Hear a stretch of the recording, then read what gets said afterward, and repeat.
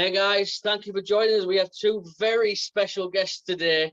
Brian Malonis, the Beer City Bruiser, the Bouncers. How you doing, guys? Hello. How are you, boys? It's a big pleasure to have you on, guys. Really appreciate your time. Whereabouts are you in the States at the moment? I'm in Wisconsin, so right there in the Midwest. Mm-hmm. Brian's an East Coast guy. Brian, you can tell him where you're at. Yeah, I'm from New Hampshire, up here, a little north of Boston, Mass. So, well, 45 minutes north. Everybody just says I'm from Boston, anyways, though. So yeah, everyone says I'm from Milwaukee, so that's where I'm at. Well, I've got to be honest. Boston's actually on my bucket list for the pure fact that I'm a massive fan of Cheers. So that's the bucket list one for me. They just closed. They had like a Cheers location that they closed down actually because of COVID. Yeah, it's a bummer.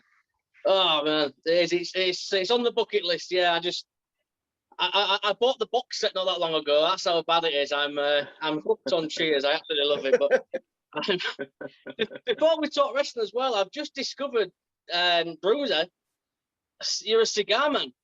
Oh yeah, definitely. I got actually my own line of cigars. Really? From Martinez Cigars, called the Beer City Bruiser Cigars.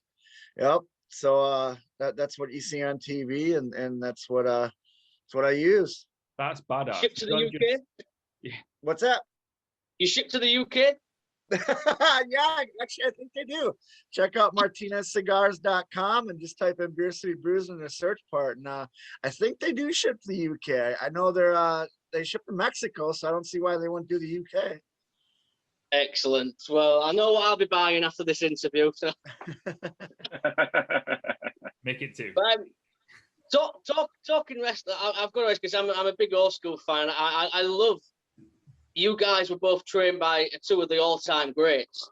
And I'll start with Brian, obviously. I mean, what was it like learning from Killer Kowalski?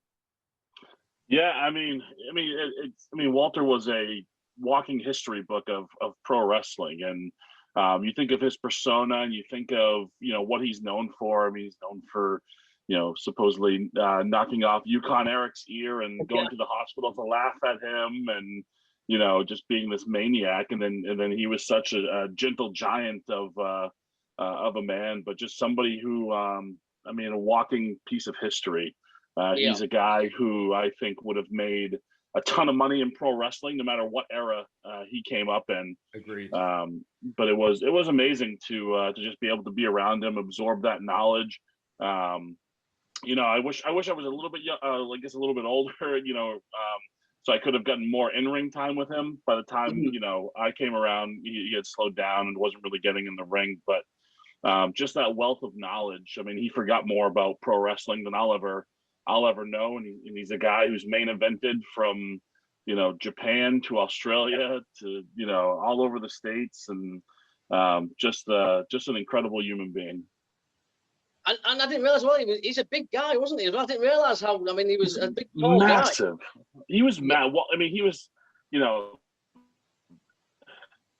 by the time I met him, he was in his 60s, and then he passed away in his 70s, and he was all hunched over and stuff, and he was still just this enormous man, and he had these like catcher's mitts for hands that I just try to describe Walter's hands, and it's like they almost had it's like he had like extra bones. There was like in the middle of his hand, there was like a break in the middle of his hand. It was almost like an extension piece, and he would just shake your hand. I mean, I'm a big guy too. Like he would shake your hand, and it would just engulf your entire hand.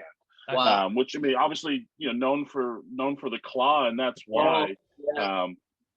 The biggest hands I've ever seen on another human being. I saw a picture of him the other day on Reddit. Someone posted, and it was then that I realized how big of a dude he was. Like you see him on some video or pictures, and you think, oh, he's a big dude. Most wrestlers at the time were, but he was a monster. Like yeah, every bit of 6'7".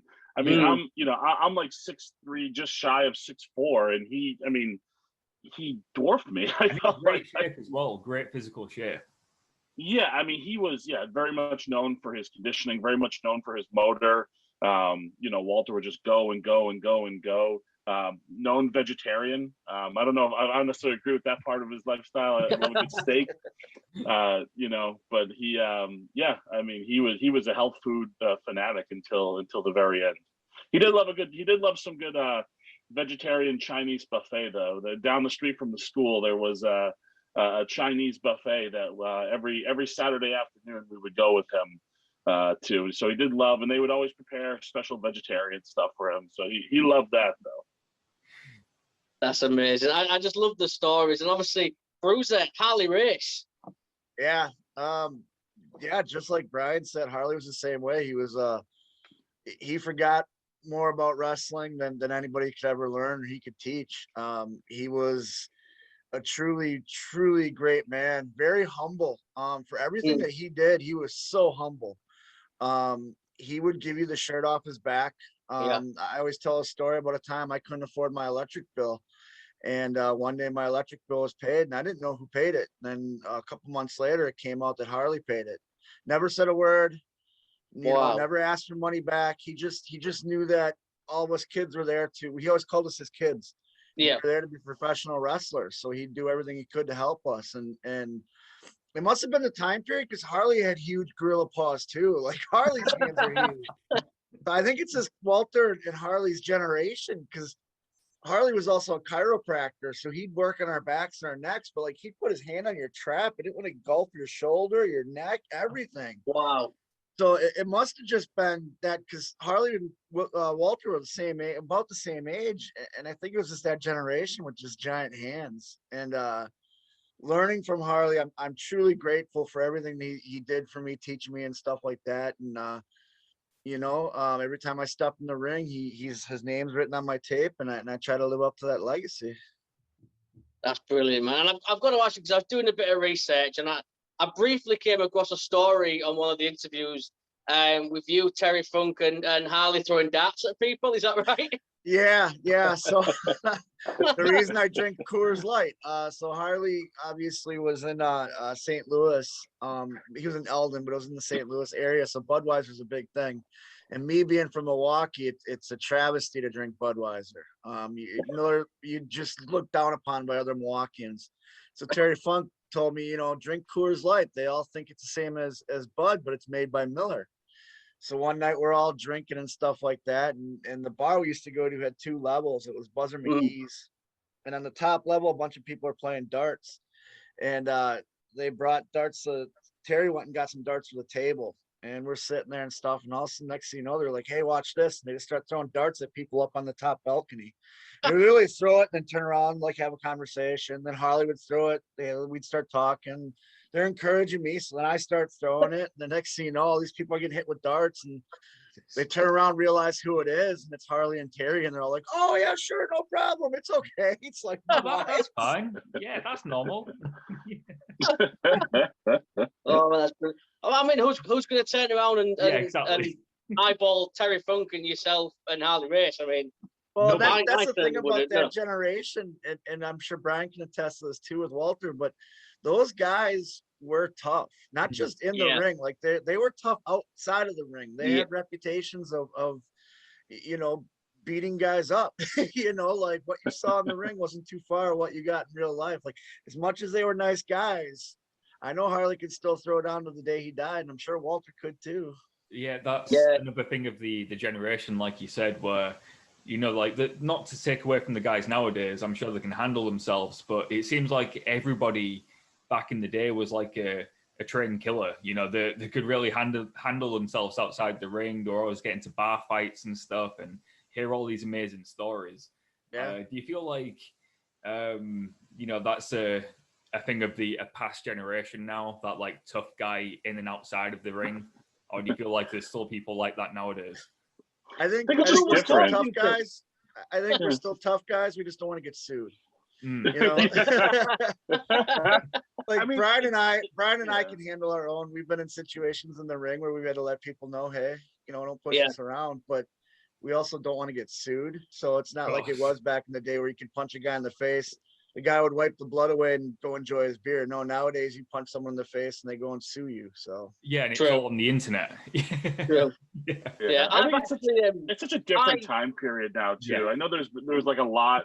There's a lot of like hubbub about like what the Undertaker had to say, and but I think it's just also I think it just reflects a different time period. I don't know that people are not any less or more tough. I think society's a little different. I think the business is different. There was that more of that protected at all costs, have to keep up that type of thing that just doesn't exist anymore in today's world. It's a very different world today. You can't go around just hitting people in the head with beer bottles, right, Bruiser? No, you can't. No, yeah, you can. Why not? Why not? I mean, fair point. Why not? But I mean, how many beers have you had today, or is it too early? Oh, I'm already about a 6-pack in, so. But all I had to do today was take a COVID test for Ring of Honor. That was it. Brilliant. I am speaking of Ring of Honor. Obviously, I mean, before you were teaming, I know you both faced each other in Ring of Honor as well. I mean, what was it like going one-on-one with each other? It was one of my favorite matches in my career. I'd known Brian backstage. He'd been coming around doing extra work and stuff like that, and just talking to Brian, we clicked right away as friends, like common thing. And then when we went in the ring, like, we beat the hell out of each other, and it was a fight. And I like to look at it as the beginning of the bouncers, because we beat the hell out of each other so good. Somebody saw something and was like, well, let's put these two together. And like Brian and I would always joke about it too. Like, can you imagine us tag teaming? And then after that match, we found out. And like I said, it's one of my favorite matches that I've had in Ring of Honor. It was two guys that went out there and hit each other hard. Hit each other, and did stuff that big guys aren't supposed to do. Where it not only people knew who I was, but I think it opened the eyes to the Ring of Honor fans noticing Brian a little bit. I know it's a hard question, but would you say you're better friends or better enemies? I mean, better friends. Yeah, I think we were friends going into that match. I mean, professional wrestling and such. I mean, we're two guys that we like the physicality. We like to fight. We like to. And we understand that sometime, we had to fight each other in December in a tag team match, and we're not going to ever shy away from that. But at the same time, we know we're friends, and at the end of the day, it's what our jobs are. And sometimes you get in fights with your brother, and then you dust yourself off and you go split a 6-pack, or in our case, it might be more of a 24-pack. That's the bit. Hey, 24-pack's the way forward, man. I'm with you on that one, totally. Obviously, I'm guessing the tag titles are in your sights. Right now we're not on the same page, Brian and I. I kind of am handling things in a different way, and I'm just waiting for Brian to come around. But when Brian comes around, tag titles are definitely in our side. They've never left our sights. It's just that I'm having a little bit of a change of an attitude right now, and doing what it takes to win. I don't care if you're my friend or not, and I'm just waiting for Brian to get that same attitude. And Brian wants to jump on board. Like, if we're gonna get those tag titles. What's the problem, Brian? Why don't you want to get on board with that? Well, I mean, here's the thing. I mean, everybody's seen it now by this point. I think we've told the story. Matt Taven and Mike Bennett are two guys that I've known for, some 15 plus years, close friends. They've been good friend to Bruiser. And I was just as frustrated as anybody that we lost, but there was nothing that happened in that match that I thought they pulled one over on us or did anything, deceptive.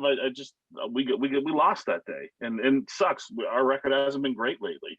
But for me, I think there's a way to do things and there's a way not to do things. And I'm not down with, smashing a guy who's been a good friend to us over the head with a beer bottle. But, on another note, I'm also going to say, I don't think the champs, well, there's new champs now, but I don't think the champs largely, when I'm talking champs, talking Lethal and Gresham, I don't think they were real excited to get in the ring with us. No. Fair enough. I mean, I'm sure you'll come around eventually if after a few beers, you'll twist your arm a bit and you'll think, you know what? Matt Taven might be a friend, but you want those tag team championships. Bruiser's your friend too. You're just gonna have to, like you got to do what it takes. Like everybody was talking about the bouncers before, but we were the fun-loving guys. I go and I smash a bottle over Taven's head. No, everybody thinks I'm the worst guy in the world.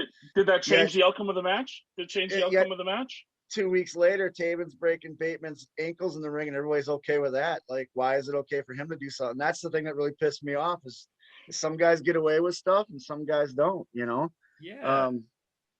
But tag team gold will be in the Bouncers' future. I guarantee it. Just right now, Brian's got to see the way, and eventually he will. However you guys do it, you're going to win the titles at some point, whether it's smashing bottles over the head or doing it like Brian said, finding another way to do it. I'm sure you'll find that way eventually. It's only a matter of time for you guys, I'm sure. Well, yeah, we want to be included in the conversation, and if that means that we have to do stuff that's not normal to get in the conversation, then that's what we got to do. The one thing I know, the methods maybe I'm not agreeing on, but the one thing we definitely agree on is we're tired of waiting around. We're tired of asking for opportunity. We're tired of begging and pleading for opportunity. We're just going to take, the method in which we take, we may differ on opinion at the moment, but we're tired of getting fed the scraps. We want to be the guys, and we're just going to go take it. Well, I want to see that because I'm huge fans of you guys. We get Ring of Honor over here in the UK, and it's always a thrill watching you guys and the rest of the roster as well, because Ring of Honor, especially during the pandemic, have just done such a fantastic job. Oh, yeah, absolutely. Really have. It's a pleasure watching you guys. But the tag team division in Ring of Honor, what's your thoughts on that at the minute? Because you hear about tag teams all over the country and the world getting named, but Ring of Honor's got one hell of a tag team division. Yeah, I think you look at it from top to bottom, and I'd put us up against any other company, any tag team division in the world. I think, I think there's a lot of diversity as far as like styles of wrestling, lots of different types of teams. For my money, the Briscoe brothers are the best tag team, in the world today. And that, anybody you want to throw in the conversation, I'll throw the Briscoe brothers at them. Top to bottom, I think the division is just absolutely stacked. I think there's any combination of main event, caliber matches that you'll get from the tag team division. And it's exciting to be a part of it. And that's, like Bruiser said, we just want to be part of the conversation of the teams at the top. And we feel like we've earned a certain right to be, but maybe other people haven't yet. So that's what we got to go out and take. I do feel I'll say it right now, we have the best tag team division in wrestling.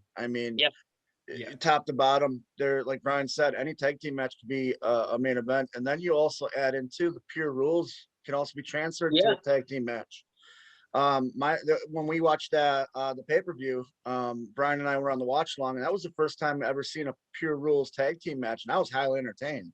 Would I do it myself? No, because I like punching people in the face. But as a fan, that's another avenue to watch. And we got literally the best tag team division that can do that. And now saying that I wouldn't do pure rules doesn't mean I can't. Brian and I can get in there and do a pure rules tag match if we have to. Just I like to punch people in the face, and I know Brian does. So we'd have to change it up. But Brian said it himself with the Briscoes.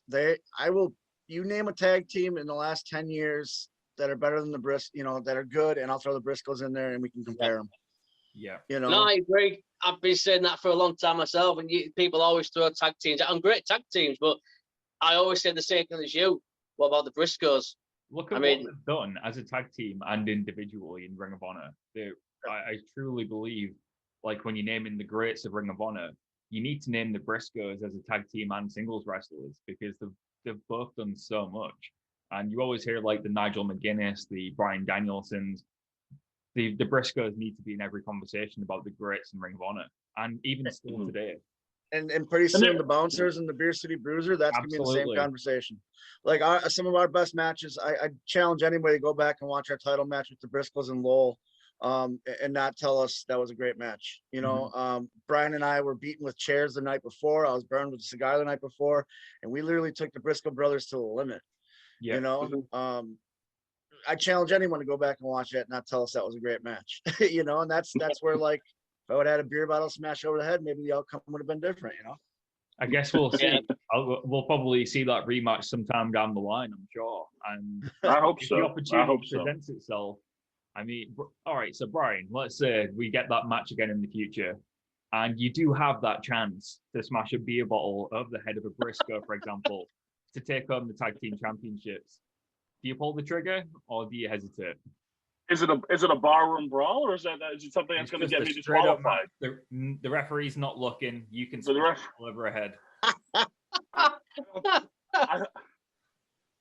You know, you talked about tough guys in wrestling. I like to think of myself as a tough guy, and I'm going to say that I don't have to resort to something like that to get the job done. I would try to beat them the way I try to beat every opponent, and that's be who I am. And that who I am is not somebody who's going to take a beer bottle and smash it over somebody's head, unless the situation calls for it. You put us in a match like the barroom brawl that we had at Death Before Dishonor 2019. Like, yeah, I'm down. I can get down and dirty, but you know, there's rules in the match, and you know, I'm not gonna take shortcuts. I respect that. I do actually respect that. You're true to your word. But I guess I'll smash a we'll beer see bottle down the over line. I'll smash two beer bottles down their head. One for me. I mean, the crazy thing about the Briscoes is they would love it. I mean, you know, in the best way possible. We're not talking about two sane human beings when we're talking about, you know, Jay and Mark Briscoe. They're absolutely out of their minds in the best way possible, and they're just like us. I mean, they love the fight. I mean, I can't tell you how many times, you know, they've beaten the hell out of us. We've beaten the hell out of them, and you know, we've loved every second of it. Maybe we don't love the outcome, but you know, the actual physicality, like, bring it on. Those guys are the same way. And I think that's why we match up so well with them. I've had such great matches with them. Absolutely. And I just obviously on a lighter note then, you were both in the Honor Rumble at the G1 Madison Square Garden. What was that experience like, getting to perform at the Garden? Oh, that was an amazing experience. I mean, Brian will tell you he sold out Madison Square Garden with Liger, but it was truly a great experience. To do it with a company like Ring of Honor was great. To do it with a guy like Brian next to my side was even better. To get in the ring with legends like Suzuki and Liger, and then, you know, a bunch of those New Japan guys, and then the Ring of Honor guys, and then you have literally a sold out crowd chanting beer. I get goosebumps now thinking about it. It was a dream all the way up until maybe a week after it happened. It's like, oh my God, this happened, you know, and it definitely one of the highlights of my career. Yeah, I mean, same. I mean, Bruiser said, you know, I mean, right now we all know the truth, but my grandchildren someday are going to hear how their granddad sold out Madison Square Garden with Jushin Thunder Liger in his last ever appearance at the Garden. I mean, that's a story for the ages. Malonis Liger. Like, I mean, technically, it's true. It's not true, right? Yeah, it's exactly. not true. Did the Garden sell out that night? Yes. Was you on the show? Yes. Just saying. Did I fight Jushin Thunder Liger? Yes. It all happened. It all happened. I mean, that needs to go on a T-shirt. Malonis Liger MSG. I mean, I think so. I mean, we probably set all sorts of T-shirt, you know, sold records with that. Probably #1 on pro wrestling tees, I'm sure, if we came out overnight. Yeah. But I know what you mean. Obviously, I've been to Madison Square Garden on a tour, so from a fan perspective, it's a dream of man to go there. So I mean, as a performer and guys who are fans as well, it must have been a dream come true. And obviously, Muta as well was in the Rumble, I believe, wasn't he? Yeah. And they didn't tell us Muta was there until, I think, Brian, we were in the locker room sitting next to each other and we saw him walk past. We both kind of looked at each other like, was that? No. Wow. What a way to find out. Yeah. I mean, that was a great surprise. Just so many, I mean, that entire experience was awesome. And I think for anybody coming up in pro wrestling, you know, Madison Square Garden is where you want to perform. That's where all the greats have performed. It's New York City. It's kind of like that, you know, if you can make it there, you can make it anywhere sort of, you know, mentality. But to be at the Garden. I mean, that was the first time I'd ever stepped foot in the Garden. Me too. So it was pretty cool. And when I first got into pro wrestling, I always told myself, like, you know, because as you know, growing up as a fan, I always wanted to go see a show there. And then I'm only 4 hours from New York, but I never got there. And then once I got in the business, I told myself, I'm not going to the Garden unless I'm booked. And you know, that was pretty cool. Something a goal I'd set like day one in the business. You know, the first time I stepped foot in the Garden, you know, was when I performed there. So I thought that was pretty cool. Now, you know, it would have been cooler if it was like, you know, much earlier in my career, but you know, we can't always have things exactly as we want them. When I got back from Japan, my wife asked me if I had any more things on my wrestling bucket list, and I said, yeah, one more thing, and that's wrestling the Garden. And I was like, at the time, that's never going to happen, you know. And then I remember when Ring of Honor announced it, nobody on the roster really believed it. We thought it would happen, but nobody really thought it was true. And then I can remember, in fact, I still have the picture on my phone. Brian had texted me the graphic where it said the bouncers and it had MSG and all that. And I was like, this is going to happen. Oh my God, like we're going to be in the Garden. And I remember a couple days after, my wife goes, so now what's on your wrestling bucket list? I'm like, I have no idea. I got to make a whole new bucket list. Make a new one. Yeah. I think the coolest thing too is Ring of Honor made it. The other cool thing Ring of Honor did for all of us, knowing the magnitude of the moment, is made sure that we could have our family have access to buy tickets. So, you know, our friends and family and loved ones, you know, got to be there and see it too, which made it that much more sweet. You know, I mean, our wives are friends, and I know they watched it together, you know, in Madison Square Garden. So that was, you know, so cool to have the families there as part of the moment as well. Because I mean, what we do so much is we're on the road, we're away from our families, we're, you know, so for them to, you know, take care of us and make sure our families could be there was something I was grateful for too. Yeah, I loved it myself. I mean, I had goosebumps from the start to the end. It was just a surreal show. But before we start to wrap it up, I'll finish it on a nice note, because we've had the pleasure of becoming quite good friends with Kerry Silkin over the past few months. Yeah. So I mean, we just wanted to get your guys' thoughts on. I mean, what's it like having Kerry at the shows when we obviously before the pandemic? Is Kerry someone you guys get along with as well? Yeah, we love Kerry. Yeah, miss Kerry so much at the shows. He's he's the reason, you know, this company is still going. The reason why it's here. If it wasn't for Kerry, Ring of Honor would have been gone a long time ago. It would have been, you know, a blip on the radar. But because of Kerry, it's grown into what it is today, which is an international, you know, wrestling company and product. On a personal note, Kerry's fantastic. I love talking to Kerry. Talk all sorts of things, football, wrestling. He's a great guy, and I miss seeing him so much at the shows. And I don't want to steal Bruiser's thunder, but I'm sure he feels exactly the same way. Yeah, Kerry's nothing but pure entertainment. I love Kerry. Best storyteller. We always go out of our way to get stories from Kerry. You know, it's one of those things where you pull up a seat next to him in the locker room, or you try to get in the car with him, and he just share all those stories you hear on his podcast, Last Stop Penn Station. We've heard a million times, and they're great. And Kerry is another guy, give you a shirt off his back. Like Kerry is a true good person, and I love to consider Kerry one of my friends. During this whole pandemic, Brian and I have still texted with him, talked with him, and just we miss you, Kerry. Can't wait to see you. He's the easiest person to ever do a podcast with, because we'll ask him one question at the beginning. 40 minutes later, he'll still be answering that one question with one story. And then he'll go, all right, well, you know, that's it. That time's up. And then we won't even have to say anything. Kerry will just do the whole podcast with one question, and it's brilliant. I love talking to that guy. Yeah. I mean, he had these stories he has is amazing too. The life Kerry has led is just unbelievable. Yeah. So I'm glad he's doing the podcast now. Hopefully he does a book too. Yeah, hopefully his book gets published. I know he's writing a book, so hopefully it gets published. He is writing the book. He was telling us his cousin's helping him write the book at the moment. So I've told him myself that I will be paying whatever amounts of money it will cost to get a signed copy of that book, because his stories are fantastic. He's a wonderful man. We love talking to him. But before we let you guys go, is there anything you want to plug? Any social medias and merchandise? Yeah, I'm at BCB Winchester on Twitter, the Beer City Bruiser on Facebook, Beer City Bruiser on Instagram, YouTube page. Just look up Beer City Bruiser. I'm on there. ProWrestlingTees.com/Beer City Bruiser. Go to ShopHonor.com to get some Bouncers shirts, or I'm also on Cameo under the Beer City Bruiser. Awesome. Yeah, I'm on Twitter at Brian Malonis, Instagram at Brian Malonis KP.